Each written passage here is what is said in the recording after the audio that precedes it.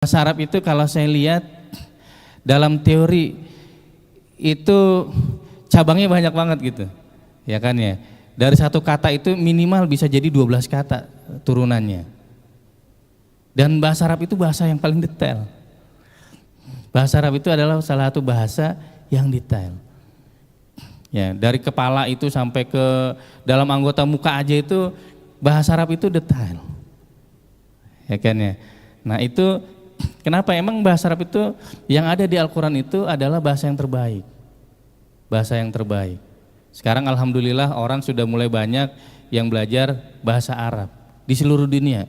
Dengan segala keadaan, hikmah, salah satu hikmahnya itu bahasa Arab itu menjadi bahasa yang orang semakin tertarik. Kenapa sih bahasa Arab tuh? Ya, ada hari bahasa Arab sendiri tingkat internasional itu. Kalau di Indonesia itu ada persatuannya, ada persatuan guru atau pengajar atau dosen bahasa Arab. Itu ada hampir mungkin di banyak negara itu banyak mempelajari bahasa Arab. Ya. Nah, itu semakin dalam terus semakin ke ujung. Jadi bahasa Arab itu ke ujung. Kalau kita perdalam itu Al-Quran itu satu kata itu bisa ujungnya kemana-mana.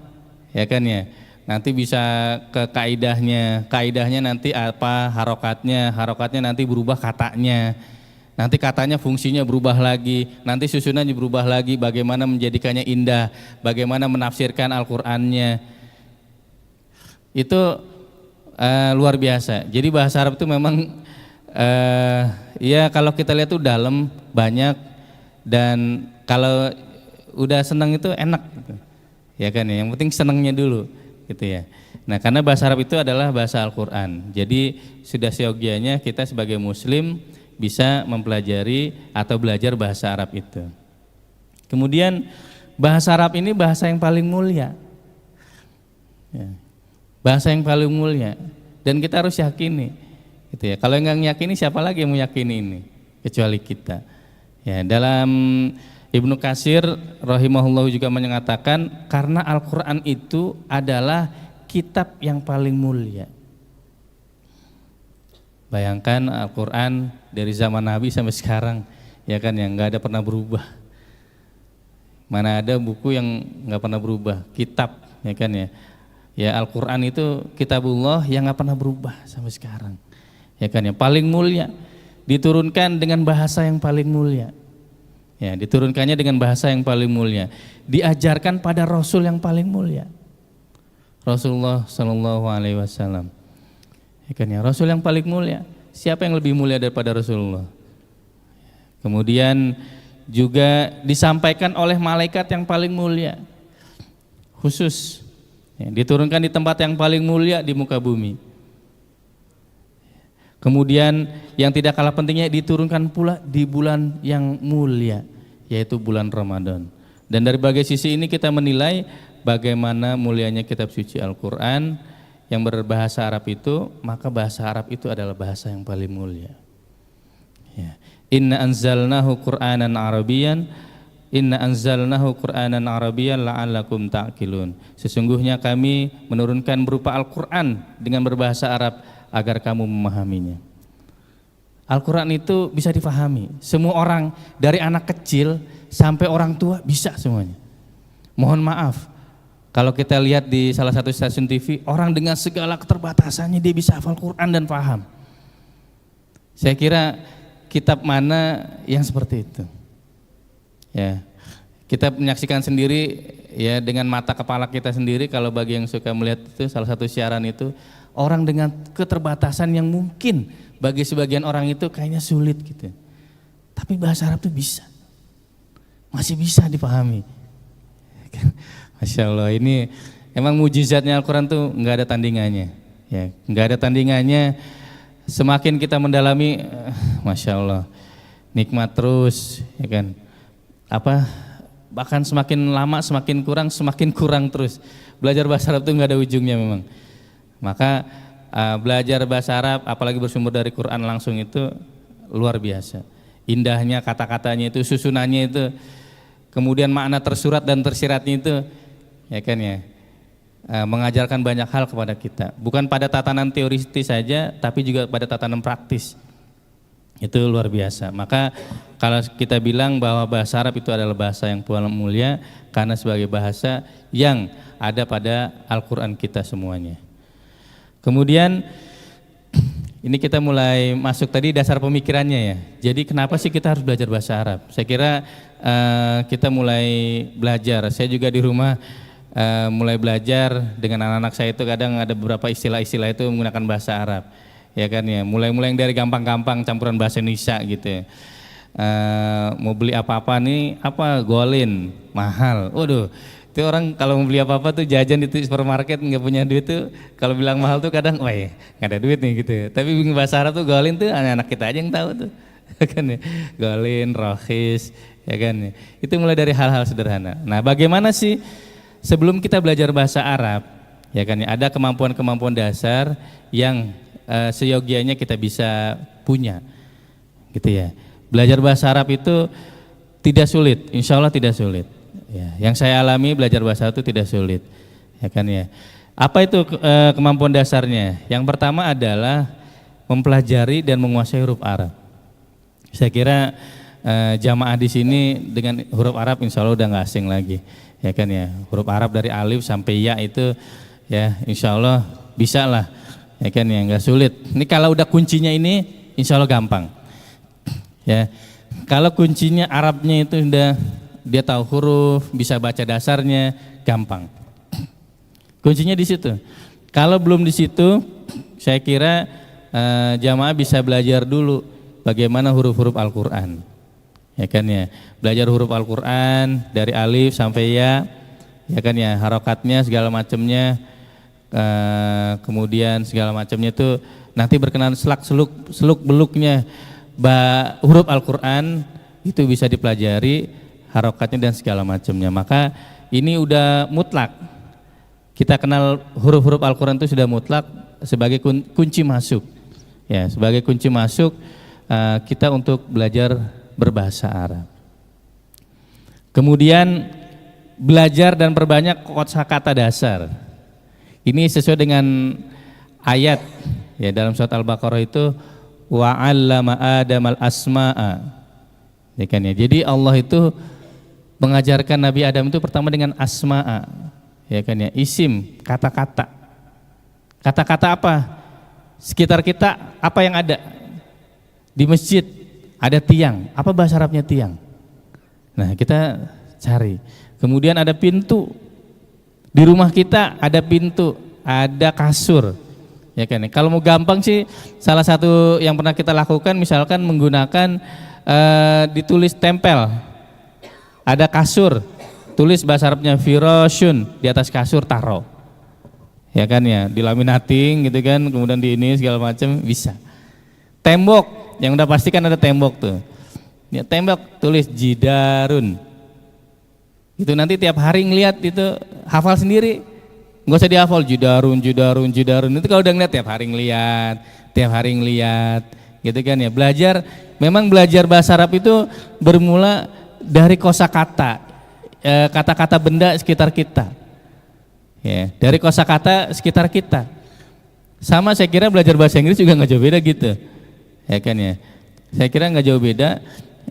Kuncinya itu yang pertama adalah kosakatanya. Kosakatanya itu yang paling mudah mana? Yang paling mudah itu adalah kata benda. Ya, dari sekeliling kita aja. Di sekeliling kita ada apa? Oh, ada papan tulis.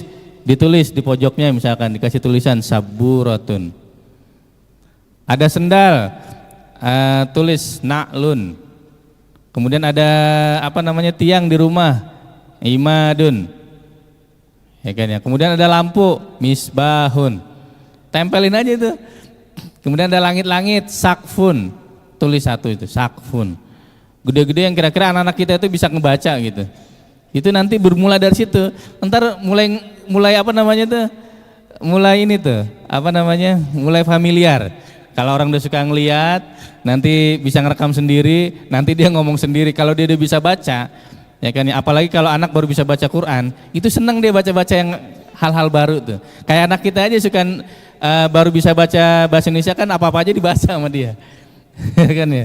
Ini anak saya ketepatan yang satu itu kelas 1 SD itu. Jadi baru bisa baca itu apa-apa aja dibaca sama dia gitu. Nah itu membangun bagi kerabat kita terdekat mulai dari anak kita itu seperti itu. Misbahun, ya yang dari sekitar kita lah. Nanti bahasanya itu bisa jadi campuran itu, ya kan ya. Itu naklun saya ada di sana gitu kan ya. Itu bisa campuran gitu, nggak apa-apa. Ya kan ya, nanti berproses. Bermula dari kata yang mudah itu adalah dari kata-kata benda. Karena kata benda ini nggak banyak perubahan. Ya kan ya, karena bahasa kata benda itu kata dasarnya. Ya kan ya. Kemudian memahami tata bahasa dasar. Nanti kalau sudah tahapannya huruf Al-Qur'annya sudah bisa, isimnya sudah kata kosakatanya sudah mulai tambah banyak, mulailah berangkat pada belajar sedikit-sedikit dasarnya. Ya kan ya, dasarnya bagaimana dia dalam kalimat. Ya. Misalnya al-bilatu tahta sakfi. Nah itu mulai sedikit-sedikit. Ada di bawah ada bilatun, di atas ada sakfun. Oh ada sakfun, ada ini. Nah itu mulai yang dari dasar-dasar nanti menyambungkan satu kata. Ya kan ya, jangan langsung pada hal-hal yang perubahan-perubahan banyak. Itu kan gak banyak perubahannya. Menggabungkan dua. Ada satunya masjid, satunya rumah. Masjid wa bait. Baitun itu rumah kan? Masjidun wa baitun. Itu mulai menyambung sedikit-sedikit. Ya kan ya. Memahami tata bahasa dasar. Insya Allah ini nggak sulit ya, banyak sekarang rujukan-rujukan sumber-sumber yang bisa kita cari ya, rujukan-rujukan itu banyak sekali yang bisa kita cari, kita dapatkan, bahkan sekarang di beberapa aplikasi juga banyak juga gitu. Kemudian yang keempat itu ada praktek mendengarkan dan berbicara. Nah ini yang penting juga nih, setelah tahu kemudian bisa menyambungin, praktekin ya kan ya, praktekin. Mempraktekkan itu penting, ya kan? Mempraktekkan sebisa kita aja, sebisa kita. Nanti kalau salah, toh kita nggak malu juga, ya kan? Ya ngomong belajar bahasa Arab kemudian salah gitu, ya kan? Nggak bakal malu. Kenapa? Lah orang, kecuali kalau kita ngomong bahasa Indonesia salah gitu, ya kan ya? Dari mana kamu? Padahal mau kemana? Nanya dari mana kamu? Dari sono. Enggak, kamu dari mana? Mau ke sono. Itu kan kalau bahasa Indonesia baru lucu. Tapi kalau belajar bahasa Arab salah, itu biasa. Biasanya justru nanti kalau ada yang salah, biasanya suka ada yang betulin. Ya, praktek saya dulu ketika awal-awal belajar bahasa Arab itu, ya, belajar bahasa Arab itu bahasanya itu kalau orang ini ngomongnya belepotan gitu. Ya kan ya, nanti banyak yang betulin, banyak yang tanggap kok. Ya kan ya, banyak yang betulin. Akhi, apa namanya, naklun ana mana? Itu kan naklun ana dalam istilah bahasa Arab itu sebenarnya harus ada penyesuaian. Nakli itu nanti banyak yang betulin. Yang penting kita mau praktek. Saya kira belajar bukan hanya bahasa Arab aja, bahasa Inggris, bahasa Arab, bahasa apapun yang kita pelajari, kalau nggak kita praktekkan itu susah. Ya kan ya. Mulainya dengan siapa? Mulailah dengan saudara-saudara terdekat kita, istri kita, anak-anak kita, ya kan ya. Kemudian kalau bisa nanti ngajak teman-teman tetangga, kalau udah mulai belajar, ya ngajak tetangganya berbahasa Arab. Dari mana kok belajar sama tetangga bahasa Arab? Ngajarin TPA misalnya, ya kan ya. Ngajarin TPA, ngajarin masukin bahasa Arab, nanti terbiasa mereka tuh terdengar gitu. Cakep Pak, kalau anaknya itu udah biasa bahasa Arab itu udah enak banget tuh. Ya kan ya, apalagi lingkungan kita ya minimal keluarga lah, dari gua terkecil gitu ya, istri kita, anak kita segala macam. Saya juga kadang sama istri gitu ya, dikit-dikit segala macam, pembiasaan gitu, praktek. Ini yang paling penting, saya kira yang paling penting adalah di sini. Setelah proses tahapan-tahapannya itu adalah praktek. Orang itu kursus untuk praktek doang aja bisa bayar ratusan ribu, padahal praktek doang. Syukur-syukur kalau Bapak Ibu umroh haji gitu, kemudian keliling-keliling di Saudi nanya-nanya gitu. Tapi memang kadang kalau udah di Saudinya itu suka ada yang beda gitu, ya kan ya. Iya, kalau di Saudi itu kadang bahasa Arab itu kan nanti ada perkembangannya kayak bahasa kita lah Indonesia ya. Bahasa Indonesia misalkan mau kemana, itu kan mau kemanakah kamu, itu kan formalnya. Itu yang kita pelajari kan gitu. Tapi kan kalau prakteknya kita mau kemana lo gitu kan, karena kalau orang Betawi itu mau kemana, mau kemana, itu kan ada yang gitu. Nah sama bahasa Arab juga gitu ada, tapi nanti itu tahapan-tahapannya yang kiranya nanti bisa kita kembangkan lah. Ya ada namanya bahasa fushah, ada bahasa amiyah. Fushah itu yang biasa kita pelajari, tapi orang semua paham apa yang kita baca, apa yang kita praktekkan itu paham insya Allah. Gitu kan ya. Nah ini praktek, ini penting ya, yang paling penting. Kemudian selanjutnya membaca dan menulis. Nah ini membaca, ini banyakin baca. Baca apa? Yang paling gampang adalah baca Quran. Kalau mau belajar, saya punya teman itu dia nggak pernah belajar bahasa Arab, dia memperhatikan kosakata yang dalam Al-Quran. Ya kan ya, saya punya teman itu dia belajar bahasa Arab itu berawal dari dia menghafal Quran. Kemudian dia baca tafsirnya, terjemahannya. Oh ini kesini, kesini, kesini, sampai dia tertarik, kemudian menghafalkan Quran, sampai S3-nya itu meneliti tentang Quran dari segi bahasanya, ya kan ya, itu luar biasa, luar biasa. Sampai dia S1 lulus dari teman saya sekelas ketika di Darun Najah itu, kemudian dia S1 di Mesir, S2 di Mesir, S3-nya baru di Malaysia. Itu kajiannya Quran tentang bahasa Arab semua dan dari Quran semua. Itu berawal dari sukanya dia dengan bahasa Arab, ya kan ya, berawal dari kajian bahasa Arabnya berasal dari Quran, ya hafal Quran, dan sekarang alhamdulillah sudah mendirikan pesantren sendiri di daerah Semarang. Kemudian bergabung dengan kelas, ya ini juga ada wadahnya. Wadahnya kalau kita nggak bergabung dengan kelas, kita bikin kelas sendiri yang tadi saya bilang itu, kelas-kelas komunitas. Ya kan ya, komunitas kita bikin komunitas kecil-kecil ya kan, nanti saling mengingatkan, akhi natakalam bil lughal arabiyyah, kemudian sedikit-sedikit ilaina min aina sabahal khair, ya sapaan-sapaan sederhana aja gitu kan ya. Nanti kalau udah terbiasa insya Allah akan berjalan dengan baik. Kemudian nanti berkembang itu yang saya alami ketika belajar bahasa Arab itu, berkembangnya itu karena kita kadang kan interaksi dengan Quran gitu kan ya. Berinteraksi dengan Quran itu kadang, oh iya di Quran tuh kayak gini ya, ya Allah indah banget sih gini. Kemudian ini, oh artinya gini, maksudnya gini, nanti tafsirannya gini. Bisa sampai segininya Quran itu. Ya kan ya, itu luar biasa. Tuh kalau digali terus yang saya bilang tuh nggak ada habisnya tuh. Ilmunya itu luas banget tuh. Ya kan ya, ilmunya luas banget, luar biasa, Masya Allah.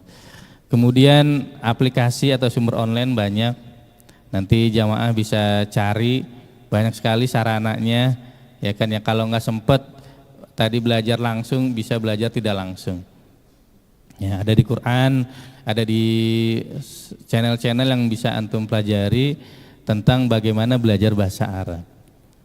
Banyak sekali, ya kan ya, banyak sekali. Saya juga masih belajar terus. Ya masih belajar terus bagaimana berbahasa Arab itu. Ya mohon doanya, insya Allah saya bulan depan ini mau ke Mekah belajar bahasa Arab lagi. Ya kan ya, 1 bulan bersama 45 orang di Indonesia. Alhamdulillah dapat kesempatan ya. Ya dengan cara apa aja Allah panggil kita ke Mekah Madinah. Salah satunya melalui bahasa Arab Pak. Saya kalau dibilang punya duit juga nggak punya duit sih. Tapi alhamdulillah berkahnya belajar bahasa Arab saya bisa ke sana gitu. Bersama 45 orang guru dan dosen se-Indonesia. Ya, alhamdulillah. Mudah-mudahan Bapak Ibu yang belum bisa ke sana lah. Yang udah ke sana mudah-mudahan bisa ke sana lagi gitu kan. Ya itu berkahnya lah, salah satu berkahnya. Ya, salah satu berkahnya bahasa Arab. Kemudian nah ini yang penting juga. Tadi yang saya bilang di awal itu rajin membaca Quran. Ini salah satu ruang prakteknya kita. Bisa belajar dari Quran itu baca ayatnya, kemudian baca terjemahnya. Ini kemana, itu kemana, nanti ketemu. Gitu ya. Itu kalau mau, emang perlu prosesnya agak lama gitu ya. Kalau kayak gitu kan belajar manual itu kan agak lama gitu. Tapi kalau antum bapak-bapak, ibu-ibu mau belajar lebih cepat itu banyak guru-gurunya yang bisa belajar langsung. Atau tadi yang nggak langsung dari online pun banyak. Ya kan ya. Gitu. Kalau saya sih dulu langsung gitu, ya kan ya belajar, kemudian tanya, kemudian praktek. Kalau ada orang luar negeri itu dulu suka kita temenin, ya kan ya dari mana, dari Arab, kalau Arab tuh cenderung sama bahasanya, cenderung sama, hanya beda kadang lahjanya atau Ya bahasa yang tadi saya bilang itu, bahasa kesehariannya aja yang beda. Tapi kalau secara teoretik dalam tulisan-tulisan yang resminya itu sama, nggak jauh beda, gitu ya. Ini ya kira-kira kemampuan dasar dari 8 ini. Nanti Bapak Ibu bisa mulai dari mana silakan.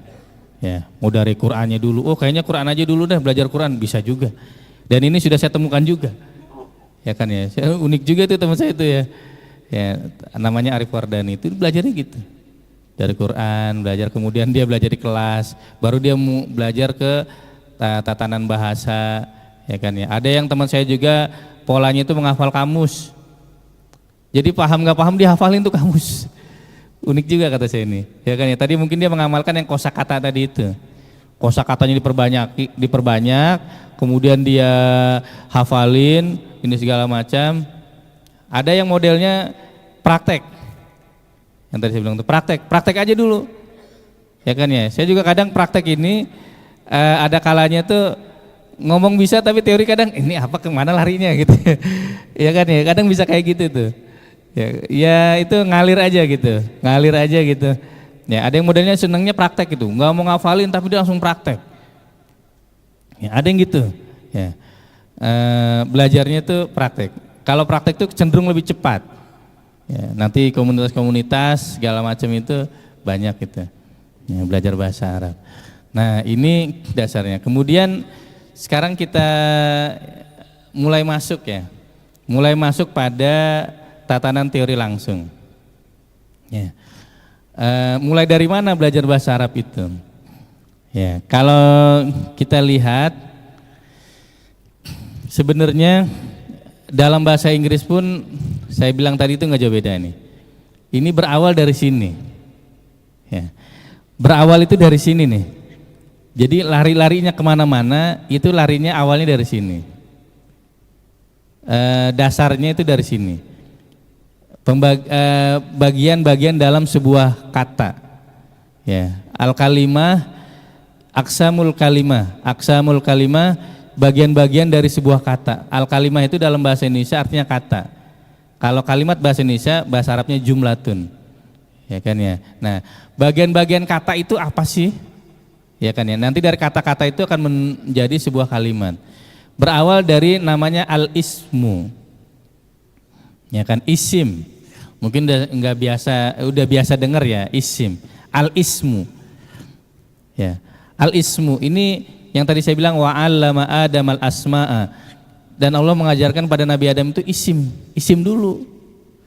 Isim yang tadi saya bilang itu ada benda apa taruh nama bahasa Arabnya, ada posisi di mana taruh. Kamar mandi fil hammam, tulis depan kamar mandi fil hammami. Ya, gitu. Itu dari kata-kata gini. Ya, dari kata-kata al-isim. Kemudian ada al-fi'lu, ada al-harfu. Apa sih? Al-ismu huwa kullu lafdhin yusamma bihi insan au hayawan au nabat au jamad au syai'in akhar. Itu apa? Setiap lafaz yang digunakan untuk menamakan manusia.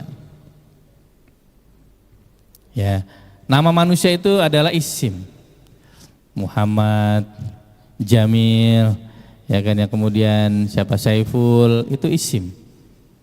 Ini yang enggak ada berubah-berubahnya. Ya, nggak ada berubahnya. Nah itu isim kullu lafzin, setiap lafaz yang digunakan untuk menamakan manusia atau hewan. Itu ada contohnya hison, kuda. Hison itu kuda itu ya hison, gitu. Nanti kalau beda lagi ntar setelah ini, ya hison itu kata kuda. Jadi kuda itu hison, bahasa Arabnya itu. Jadi nggak berubah-berubah. Kemudian ada kitabun. Kitab, ya, kitabun, buku, ya kan. Nah ini al-ismu. Nanti perkembangannya, harokatnya segala macam itu setelah itu. Nah, ini aksa bagiannya dulu ya dalam sebuah kata. Kemudian ada al-fi'lu. Nah ini al-fi'lu, setelah kita belajar isim banyak, mulai nanti kita belajar kepada al-fi'lu. Apa tuh al-fi'lu? Kullu lafdhin yadullu ala husuli amalin fi zamanin khasin. Apa itu? Setiap lafaz yang menunjukkan suatu pekerjaan atau pada masa tertentu. Ya kan ya. Nah, dalam bahasa Arab itu kalau dalam bahasa Inggris itu ada tenses lah ya, mungkin tenses. Nah dalam bahasa Arab juga ada tensesnya itu, ya kan ya. Tapi kalau tenses itu hanya pada waktu, kalau bahasa Arab itu nanti al-fi'lu itu dari satu fi'il itu bisa jadi 12 kata. Ya kan ya, ini menarik lagi. Nah ini udah mulai ada perubahan-perubahan kalau dalam kata itu. Maka saya bilang tadi yang kita pelajari adalah yang paling mudah dulu, berasal dari isim dulu. Sulit enggak? Enggak. Nanti kalau udah gitu enggak, insya Allah. Nanti kan tahapan-tahapannya kebaca ya, kemana-kemana segala macamnya mulai kebaca. Ya, itu al-fi'lu, fi'il. Nah fi'il ini menunjukkan kata kerja, atau dalam bahasa Inggris verb gitu ya. Kalau tadi itu al-isim itu noun, ya kan ya, noun. Kemudian nanti bagian-bagian nounnya kan banyak lagi. Nah sama al-isim juga bagian-bagiannya nanti perubahannya, kalau itu bentuknya nggak berubah, hanya pada harokatnya aja nanti yang berubah. Nah kalau al-fi'lu ini bisa berubah, ya kan ya. Fi'il ini dari kata kanasa, kemudian menjadi yaknusu, nanti bisa menjadi miknasatun, ya kan ya. Ada maknus, banyak tuh nanti bisa jadi 9, 10 sampai 12 itu berubah-berubah, ya kan. Nah fi'il nih, nah fi'il ini bisa berubah-berubah nanti sesuai dengan fungsinya. Apakah sekarang, kemarin, atau besok. Kalau dalam bahasa Inggris itu kan ada apa tuh, present, kemudian future sama past gitu ya. Nah itu sama aja. Cuman nanti perubahan. Kalau di bahasa Inggris nggak ada perubahan sedikit, kalau di bahasa Arab itu bisa banyak perubahannya. Nanti untuk satu orang sendiri sama berdua itu beda lagi. Nanti kamu sendiri, berdua, bertiga itu beda lagi dalam fi'il. Tapi insya Allah mudah semuanya, hanya perubahan penyusunan sedikit, ya kan ya. Kemudian selanjutnya ada namanya al-harfu. Al-harfu ini adalah apa? Kullu lafdhin la yadharu ma'nahu kamilan illa ma'a ghairihi. Itu dia nggak bisa berdiri sendiri. Setiap lafadz tidak sempurna maknanya kecuali digabungkan bersama yang lainnya. Dia nggak bisa berdiri sendiri. Tapi jika digabungkan dengan yang lainnya, baru dia punya arti. Itu al-harfu, ya kan ya. Ada nanti harfu itu ada harfu jar, harfu nasab, harfu jazmin, segala macam itu. Nah itu dia nggak bisa. Misalkan kata fi. Kalau dalam bahasa Indonesia itu, kalau bahasa Inggris itu pronoun misalnya, atau dalam bahasa Indonesia itu kata tempat, di. Kalau kita ngomong ke teman kita, di, hei kamu di, itu juga kita nggak paham. Bahasa Arab juga sama gitu, di apaan? Di atas, di bawah, apanya yang di atas, apa yang di bawahnya, kan gitu. Nah dia nggak bisa berdiri sendiri, gitu, nggak bisa berdiri sendiri. Semuanya harus ada padanannya atau sambungannya, kemana dia nyambungnya, gitu. Ya namanya al-harfu. Itu ada contoh yang di sini, jelas nggak itu ya? Ini ada ila, an, ya. Kemudian ala, man, fauqa, tahta, kemudian an, lan, kai, ya kan, dan banyak itu. Itu satu kata. Nah biasanya kalau huruf ini bisa menggabungkan isim tadi, ya kan ya. Contoh as-saburatu janibal muallimi. Nah itu bisa. Kalau antum minimal di awal itu bisa mempelajari isim dengan hurufnya. Nanti kalau isim dengan huruf udah bisa, nanti nyambung, ntar otaknya itu muter sendiri gitu. Saya ngalamin itu, iya kok bisa nyambung sendiri gitu. Karena kita kan biasa baca Quran, oh ini kesini ya, oh ini harapkan setelah ini kesini ya, oh ini kesini ya. Itu gitu, kan ya. Saya juga nggak ngerti Pak, belajar bahasa Arab itu bisa gitu itu, ya kan ya. Dan ya alhamdulillah itu memang tadi berawal dari keluarga ya. Ya berada keluarga saya itu walaupun bapak ibu saya bukan alumni pesantren, tapi suka muhibban gitu ya, bahasa Arab tuh suka gitu. Kadang dulu saya dengernya itu, ini gimana sih bisa ngomong gitu ya, ya kan ya. Walaupun nggak pernah sekolah ke Arab, nggak pernah apa juga nggak pernah, ya kan ya. Tapi suka bahasa Arab, kemudian baca-baca, praktekin ya. Tadi praktek tuh, sehingga merangsang saya ketika itu masih kecil pengen bisa kayak gitu ya. Berawal dari bahasa fulus itu kan bahasa Arab ya kan, fulus, kam. Itu kan kam itu kan ya sederhana, kam mi'ah, kam rubiyah, ya hamsah itu bahasa-bahasa itu yang tadi saya bilang itu jika mulai dari kita terkecil, keluarga kita, kemudian itu bisa merangsang sekeliling kita. Itu salah satu yang bikin saya itu dulu tertarik belajar bahasa Arab. Walaupun sampai sekarang saya belum bisa juga bahasa Arab. Kalau ngomong komunikasi ya bisa sekedar komunikasi segala macam gitu. Ya. Nah, ini saya termasuk orang yang praktis, suka praktek aja gitu. Ada orang Arab datang belajar ngomong gitu, kan ya. Maka saya tertarik juga kemarin ada program. Oh ini ada program pelatihan bahasa Arab di Mekah. Waduh di Mekah lagi. Siapa yang nggak mau Pak? Saya daftar sebelum COVID, mau berangkatnya sekarang, kan ya. 3 tahun yang lalu, 2 tahun yang lalu saya daftar, kan ya. Baru ada pengumumannya sekarang. Alhamdulillah. Ini mungkin yang bisa saya share. Nanti bisa lebih detail lagi, lebih panjang lagi segala macam. Bapak Ibu ya bisa mampir ke tempat saya atau nanti bisa sharing segala macam lah ya, lewat mana aja bisa berkenan dengan bahasa Arab ini. Nanti jika dalam hal saat ini ada diskusi juga nggak masalah. Ada diskusi nggak? Nggak ada ya, langsung gini ya. Terima kasih kami ucapkan atas segala perhatiannya dan mohon maaf ya kalau banyak kurangnya. Lagi-lagi memang perlu proses belajar, apapun belajar berbahasa itu perlu proses ya. Bahasa Indonesia pun kita masih berproses belajar, yang katanya bahasa Indonesia gampang itu, ternyata pada prosesnya juga kita agak susah juga gitu. Apalagi bahasa Arab itu perlu berproses yang notabene tidak langsung ya, tidak langsung. Tapi ini langsung berkaitan dengan agama kita, agama Islam ya. Dalam sebuah perkataan ta'alamul arabiyyah fa innaha min dinikum. Saya pernah mendapatkan perkataan seperti itu, belajarlah bahasa Arab karena belajar bahasa Arab itu ada separuh dari agama kita. Gitu ya. Mudah-mudahan ya minimal kalau kita belum sempat belajar kita suka dulu deh. Gitu kan ya. Kalau belum sempat itu suka dulu dengan bahasa Arab. Kalau kita belum belajar juga, kita minimal doa buat anak-anak kita bahasa Arab. Ya Allah mudah-mudahan anak saya jadi ahli bahasa Arab, ya kan ya.